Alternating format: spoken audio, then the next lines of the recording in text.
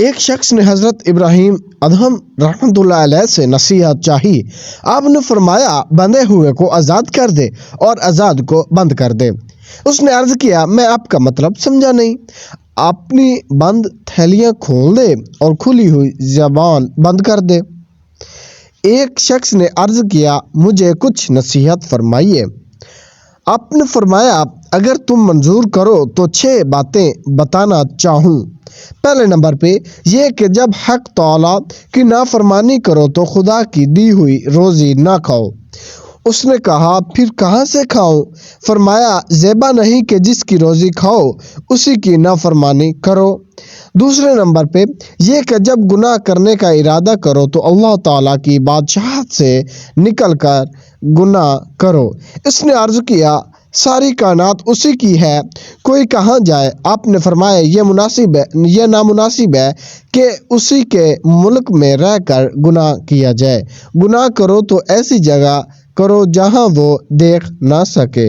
اس نے عرض کیا یہ تو ناممکن ہے کیونکہ وہ دلوں کے بھید تک سے واقف ہے۔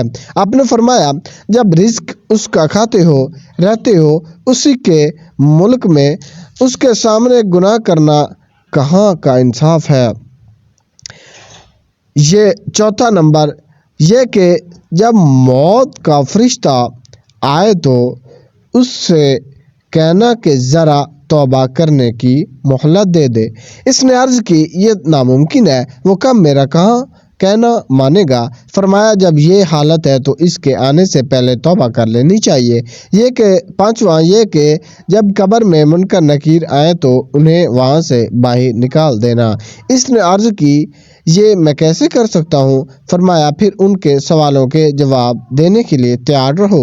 چھٹا یہ کہ قیامت کے دن حساب کتاب کے بعد جب گناہ گاروں کو دوزخ کی طرف بھیجا جائے گا اس وقت تم دوزخ میں جانے سے انکار کر دینا۔ اس نے عرض کی یہ ناممکن ہے۔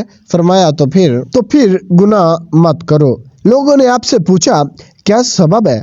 اللہ تعالی ہماری دعائیں قبول نہیں فرماتے۔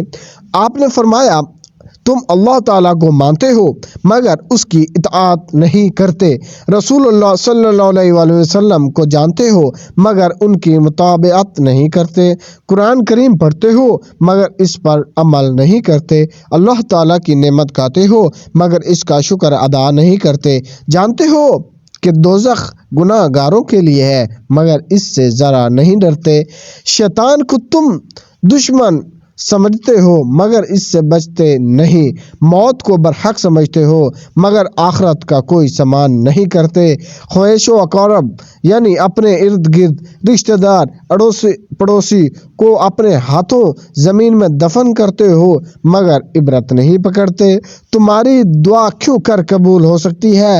علامہ ابن قیم رحمۃ اللہ علیہ لکھتے ہیں جنت کی کنجی لا الہ الا اللہ کی شہادت دینا ہے، نماز کی کنجی طہارت ہے، نیکی کی کنجی سچ ہے، علم کی کنجی حسن سوال ہے، نصرت و کامیابی کی کنجی صبر ہے، مزید نعمت کی کنجی شکر ہے، ولایت کی کنجی اللہ تعالیٰ کی محبت اور ذکر ہے، فلاح کی کنجی تقوی ہے، توفیق کی کنجی اللہ تعالیٰ کی طرف رجوع کرنا ہے۔ یہ تھے آج کے پوائنٹ۔ اللہ کرے ہمیں اللہ پاک ہدایت عطا فرمائے، اللہ پاک سبھی کو خوش و سلامت رکھے، اللہ پاک سبھی کو آباد رکھے۔ اللہ حافظ۔